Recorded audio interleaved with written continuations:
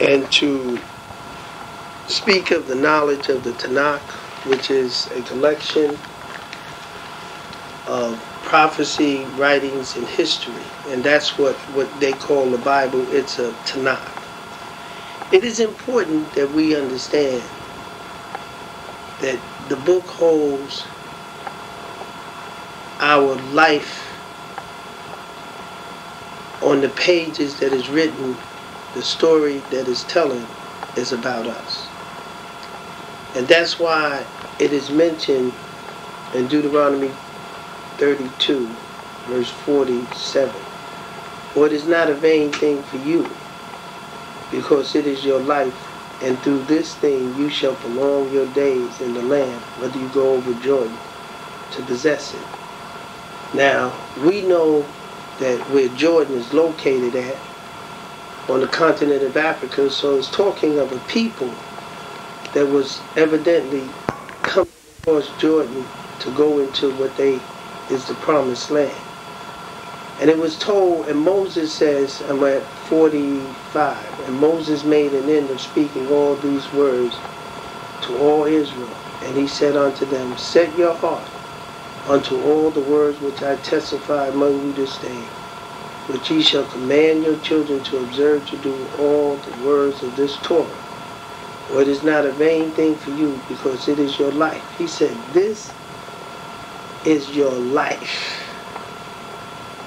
And through this thing ye shall prolong your days in the land, whether you go over Jordan to possess it. So we know one of the borderlines of Jordan is on the continent of Africa. So we realize who these people, and therefore as we understand that we would go into another place, but Yahweh God has made all of it possible for us to find our way back.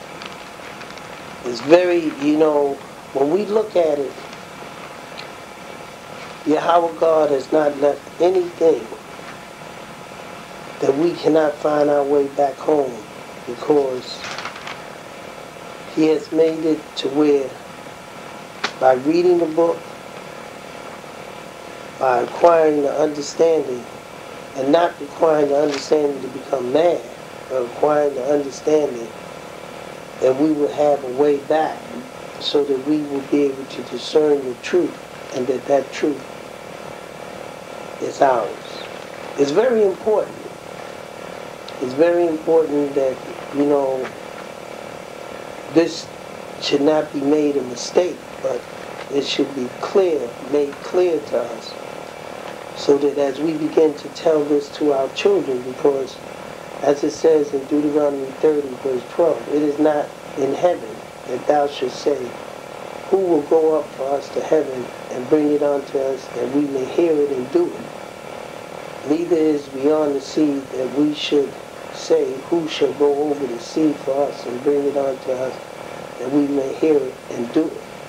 But the word is very nigh unto thee in thy mouth, and in thy heart, that thou mayest do it.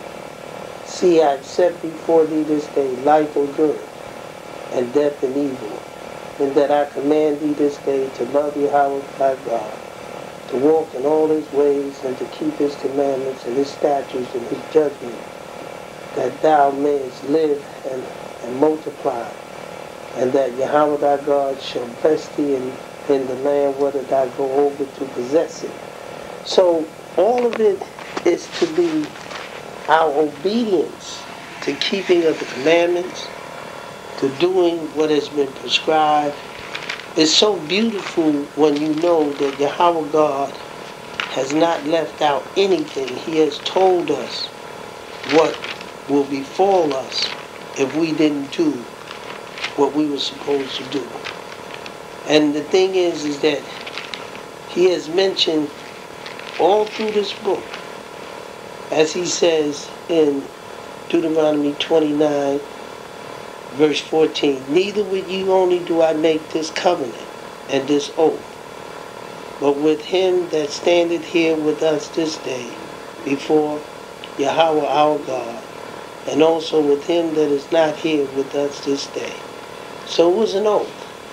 And the covenant And I would like to read, and that's Deuteronomy 29, I read 14. I'd like to go up to verse 9. Keep therefore the words of this covenant and do them, that ye may prosper in all that ye do.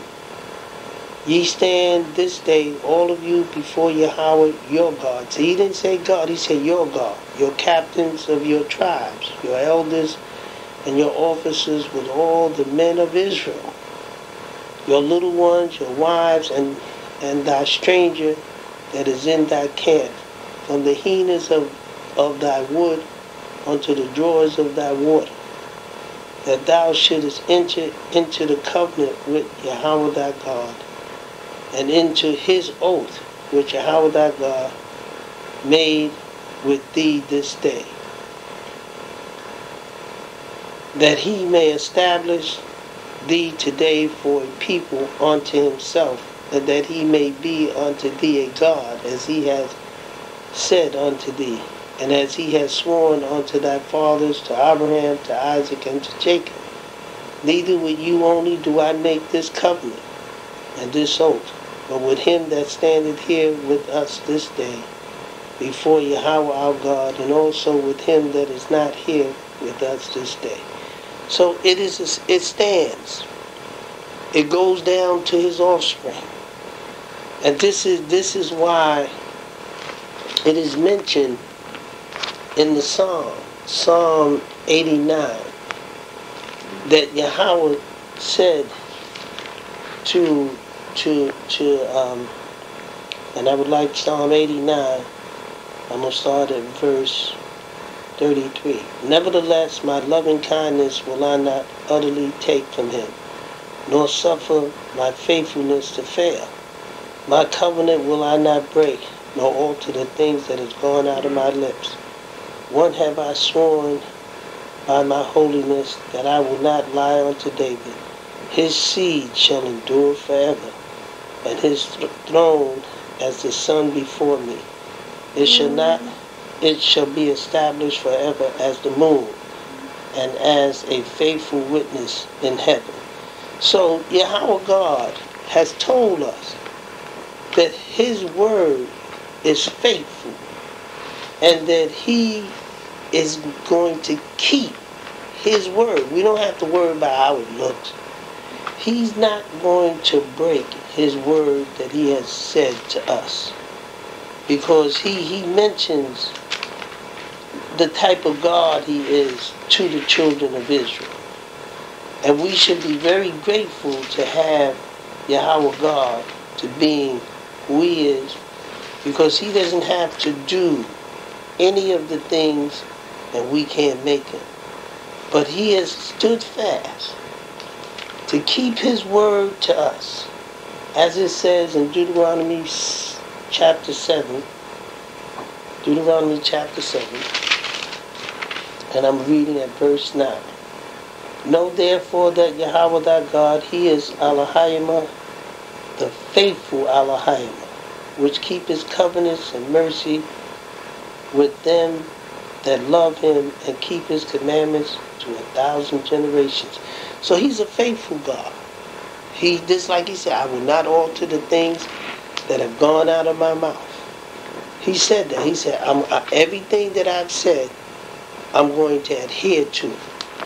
And we should be thankful that he is the way he is, and we should strive to do everything that is correct, and not turn away and do things that displease him. We should pray for obedience to the covenant. And see, Yahweh God is such a great God that he goes on to tell us in Jeremiah 31.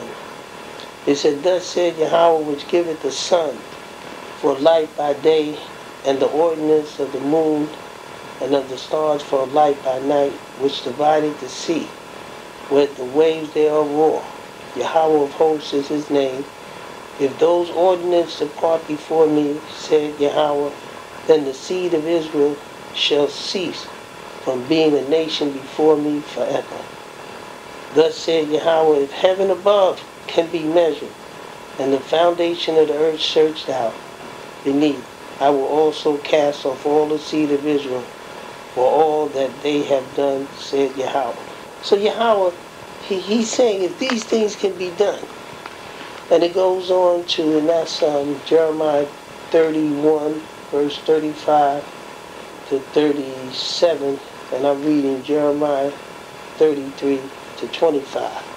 Thus say Yahweh, if my covenant be not with day and night, and if I have not appointed the ordinance of the heavens and earth, then will I cast away the seed of Jacob and David my servant, so that I will not take any of his seed to be rulers over the seed of Abraham, Isaac, and Jacob. For I will cause their captivity to return and have mercy on them. So they're in captivity. The beautiful thing about it is that the Bible tells their whole story, or the Tanakh. It tells the whole entire story without any mistakes. These are the chosen of the living Yahweh God. These are his people that have gone into captivity, that he says that he only knew them. This is what he has said. He said, I've only known you out of all the families of the earth. And therefore, when we read it in Amos 3, 2, you only have I known of all the families of the earth, therefore I will punish you for all your iniquity. So he says, and I'm reading from verse of Amos chapter 3, verse 1. Hear this word that Yahweh has spoken against you, O children of Israel, against the whole family which I brought up from the land of Egypt, saying, you only have I known of all the families of the earth, therefore I will punish you for your iniquity. He said he never got familiar with anybody else other than us.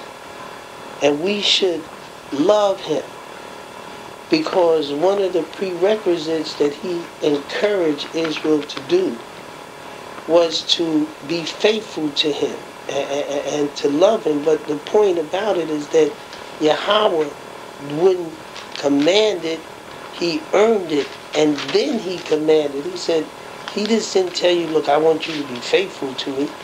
He earned it so that you would be faithful, because he did something for you. He brought you out of Egypt, and he's going to bring you out of America. You can't get out of America, just like you couldn't get out of Egypt. Where you going? Where are you going to get? How are you going to get out of here?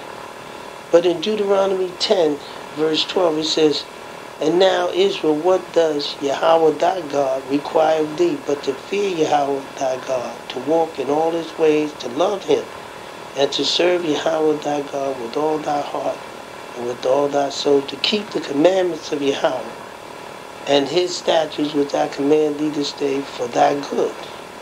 Behold, the heaven and the heavens of heaven is Yahweh thy God, the earth also with all that therein is. Only Yahweh has a delight in thy fathers to love them, and he chose their seed after them, even you above all people, as it is this day.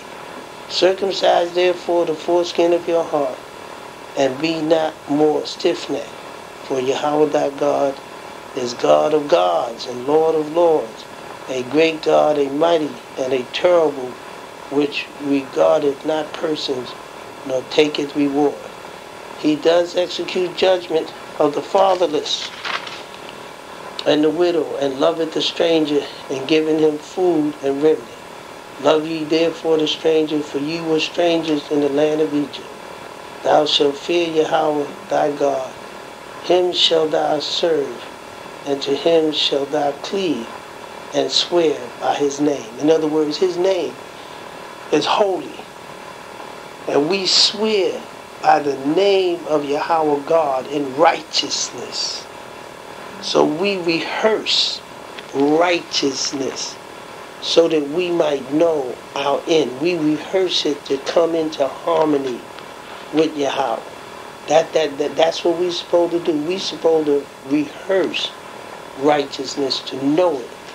And that's why it tells us in the book what we should be doing and how we should be doing it. So we can get the best out of life. Not the worst, but the best. And how we do it is to keep and do what has been prescribed in righteousness. That's why it says in Isaiah 51:7, hearken unto me, ye that know righteousness. Not believe in it, but know it. How? By examining it, by living it, by understanding righteousness is what? It's in keeping of the commandments of Yahweh. So this is what righteousness is. Righteousness is not holding your hand.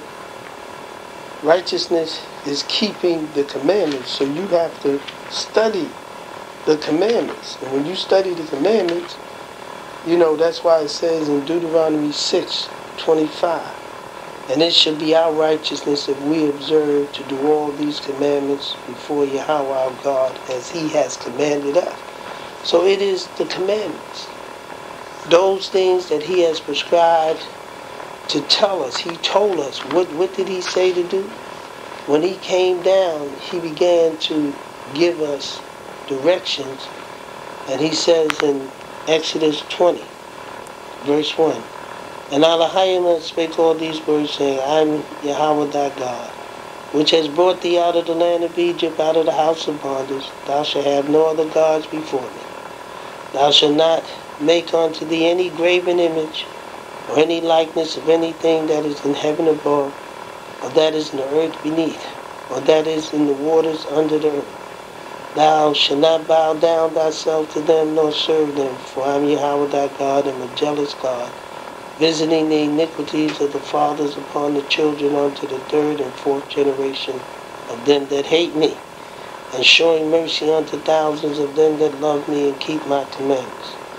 Thou shalt not take the name of Yahweh thy God in vain, for Yahweh will not hold him guiltless that taketh his name in vain.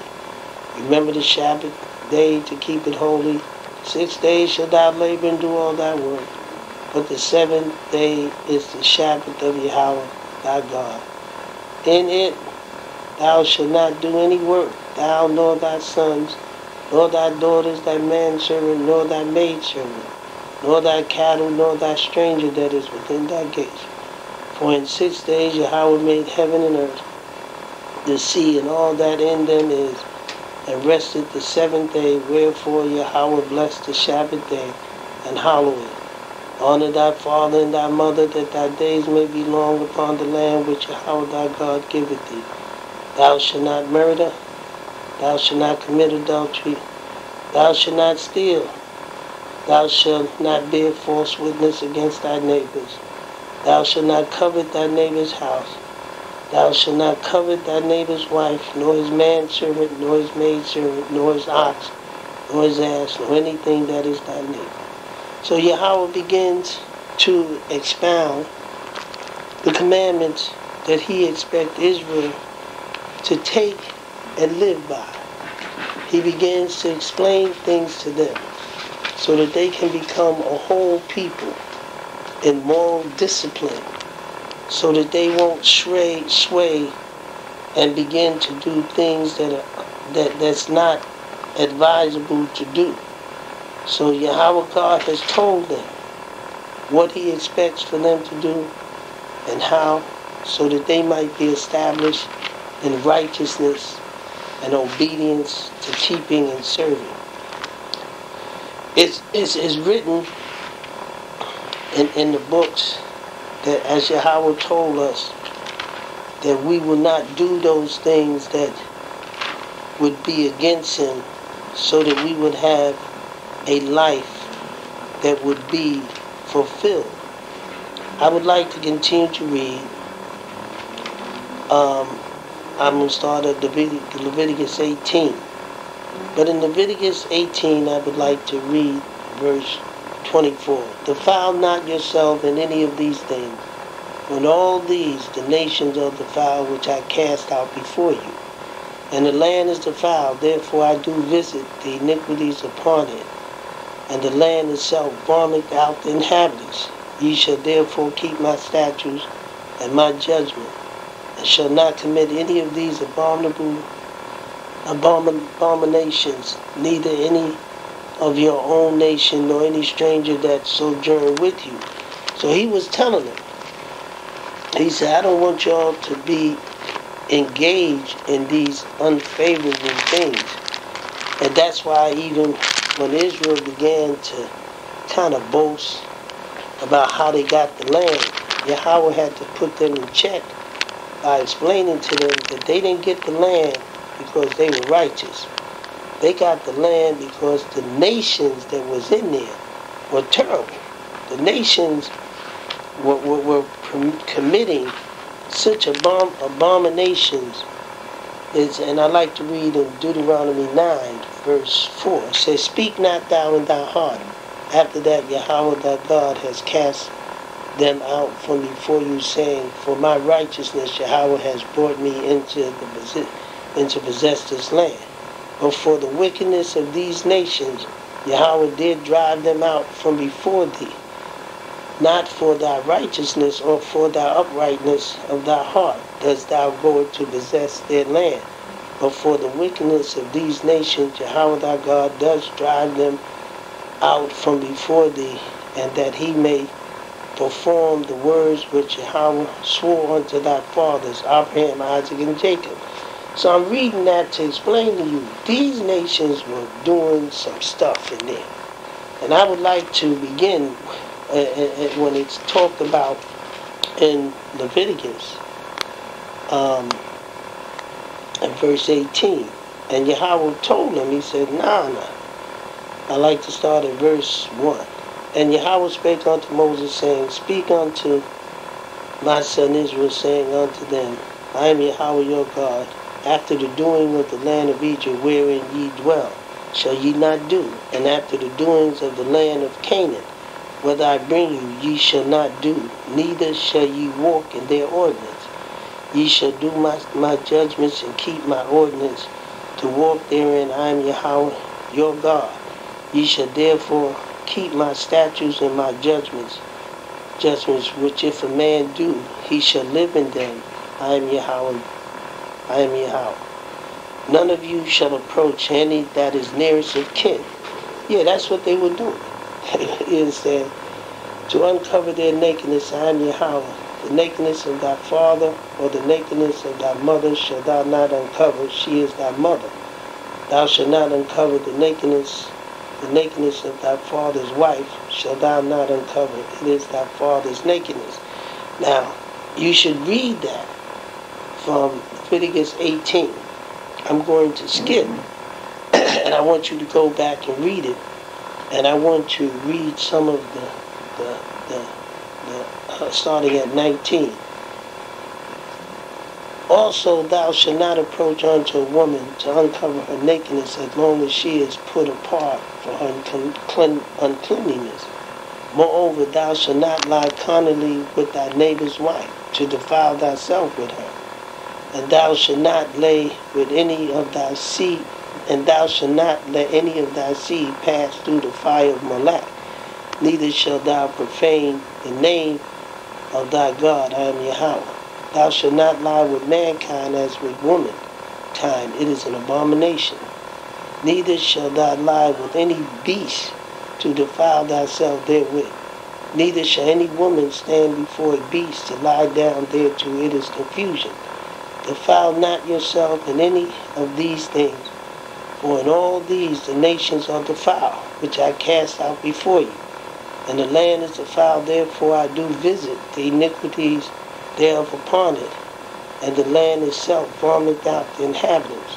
Ye shall therefore keep my statutes and my judgments, and shall not commit any of these abominations, neither any of your own nation nor any stranger that is sojourn among you.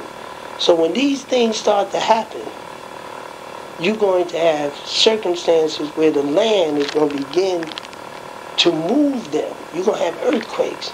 And this was the same thing that Paul was written in the book of Romans when he saw that the Romans were practicing the same things that would cause disturbance by doing that which is against nature. And Paul would write about it. And we stand to know that it is truthful, that these days have come again and they're very open. And it's going to bring such results in the earth that man will not know from whence it arises, because it arises from his action of doing that which is against nature. I would like to read when Paul, remember Paul, he spoke Greek and he spoke Hebrew. And he was an Israelite from the tribe of Benjamin. But it was a time where they would not allow the people to speak their language, so he was sending messages out, and he was writing epistles, which is a Greek word for letters.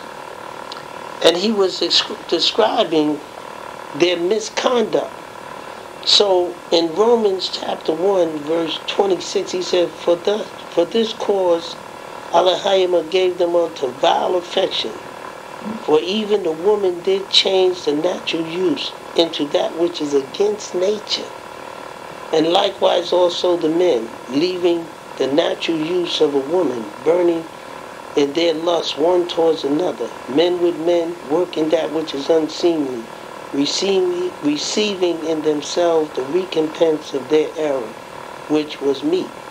And even as they did not like to retain Elohim in their knowledge, Elohim gave them unto a reprobating mind to do those things which are not convenient, being full with all ungodliness, fornication, wickedness, covetousness, maliciousness, full of envy, murder, debate, deceit, malignities, whisperers, backbiters, haters of God, despiteful, proud, boasters, inventors of evil things, disobedient to parents, without understanding, covenant breakers, without natural affection, unmerciful. So we can see this is what it has brought into the earth. And therefore, when you read it, you bear witness that it's true, that they have spawned in this earth because they have done that which is ungodly, untasty. I mean, you can't say it's not true. It's impossible for you to say, oh no, that's not true. It is true. It's no denying that when we look at what is happening in this earth, that because of men doing that which is not to be done, that it has set up man's doom on this planet because of what he's doing. Now you can deny it and say that doesn't make any sense and we can do as we please, but we are in the image and likeness of the living God.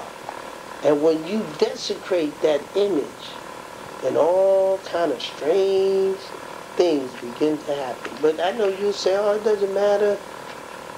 We can do as we please. That's what you think. This stuff is going to bring some terrible days. I would like to read 2 Timothy, and this is another epistles of Paul.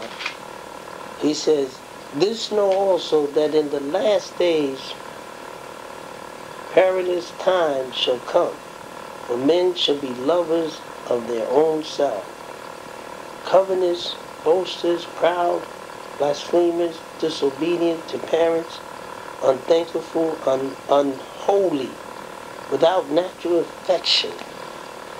These things are happening. Look around us. Just take a look around us and see. And that's because they have defiled. They're marrying each other and woe beyond to this planet. How can a man think when he wants to be a woman? How can a woman think when they want to be a man? So we can see that woe be unto the planet, and we must seek for refuge. And this is 2 Timothy chapter 3, and you need to go and read it. And if you see it's wrong, then just come back and say, no, it's wrong, Rabbi. It's wrong. That's not true. You know, that's not true. Come back and tell me that these things that's written, that is not telling the downfall from the New Testament to the Old Testament, that this is not taking place. It's taking place. Because we're setting things, people don't understand how things are set up in the earth. And sometimes you can find where they says the New Testament is truth strangely mixed, and I can agree with it. But it has some truth in it that if examined closely, you will see that it validates, and therefore you have to make, you know, that it'll bring about you to make, let me examine it further. It also says in St. Matthew 16:9, and I will give you unto the key of the kingdom of heaven, and whatsoever thou shalt bind